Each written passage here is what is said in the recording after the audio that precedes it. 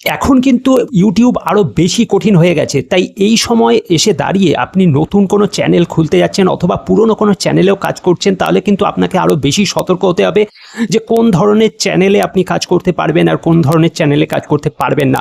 এটা যদি আপনি না জেনে কাজ করেন তাহলে হতে পারে যে আপনার চ্যানেল টার্মিনেট হয়ে যেতে পারে অথবা আপনার মনিটাইজ চ্যানেলও ডিমনিটাইজ হয়ে যেতে পারে। সেই জন্য অবশ্যই সতর্কতা অবলম্বন করতে হবে এবং এই চ্যানেলগুলোতে কিন্তু নজর রাখতে হবে। এবং 2026-এ এসে দাঁড়িয়ে কোন চ্যানেলে আপনি কাজ করতে পারবেন না সেটাও আমি এই ভিডিওতে বলবো। প্রত্যেকেই জানায় যে কোন চ্যানেল আপনি খুলবেন, কিন্তু কেউ এটা বলে না যে কোন চ্যানেল খুলবে না।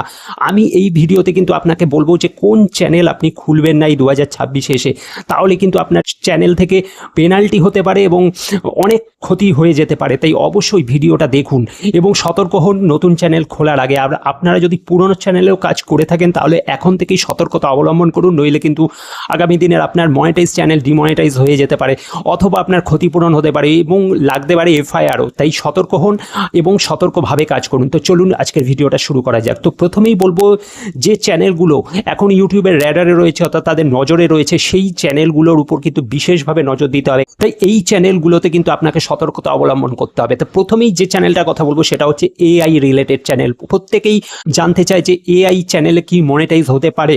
তো আমি বলবো যে মনিটাইজ হয়তো ইজিলি আপনি পেয়ে যাবেন, কিন্তু এই ধরনের চ্যানেল কিন্তু ইউটিউবের নতুন যে নিয়ম বা নতুন যে পলিসি তাতে কিন্তু এই চ্যানেলগুলোর র্যাডারে আসবে এবং এতে কিন্তু আপনার মনিটাইজ চ্যানেলকে ডিমনিটাইজ করে দিতে পারে ইউটিউব। তাই অবশ্যই এআই ভিডিও যারা বানান অর্থাৎ অন্য এআই দিয়ে পুরো ভিডিও বানিয়ে সেটাকে আপলোড করে দেন, সেক্ষেত্রে নিজের কোনো ক্রিয়েটিভিটি থাকে না। তো এই সব চ্যানেলগুলো কিন্তু আপনার ডিমনিটাইজ হয়ে যেতে পারে। তাই এই চ্যানেলে আপনি যদি কাজ করেন তবে অবশ্যই নিজের ক্রিয়েটিভিটি অ্যাড করুন। সেখানে হতে পারে নিজের ভয়েস ওভার অ্যাড করুন বা মাঝে মাঝে নিজস্ব কিছু ক্লিপ অ্যাড করুন, যাতে পুরোপুরি এআই নির্ভর চ্যানেল আপনার না হয়ে থাকে। পুরোপুরি যদি এআই ভিডিও আপনি জাস্ট ডাউনলোড করে আপনি ওটাকে আপলোড করছেন, সেক্ষেত্রে কিন্তু চ্যানেলের সমস্যা হতে পারে ভবিষ্যতে এবং এই চ্যানেলগুলো কিন্তু ইউটিউবে বেশ নজর রাখছে। তো আপনি যদি নতুন এআই চ্যানেল খুলবেন ভাবছেন তাহলে অবশ্যই সতর্কতা অবলম্বন করুন এবং নিজস্ব ক্রিয়েটিভিটি অ্যাড করুন। 2 নম্বরে যে চ্যানেলটা রয়েছে সেটা হচ্ছে হেলথ রিলেটেড চ্যানেল।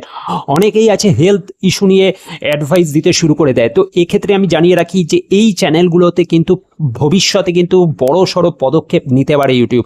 তো সেই কারণে এখন থেকেই সতর্ক হন। আপনার যদি কোনো ডাক্তারের সার্টিফিকেট থাকে বা আপনার এই হেলথ রিলেটেড যদি সার্টিফাইড আপনি হন তাহলে ঠিক আছে, কোনো অসুবিধা হবে না।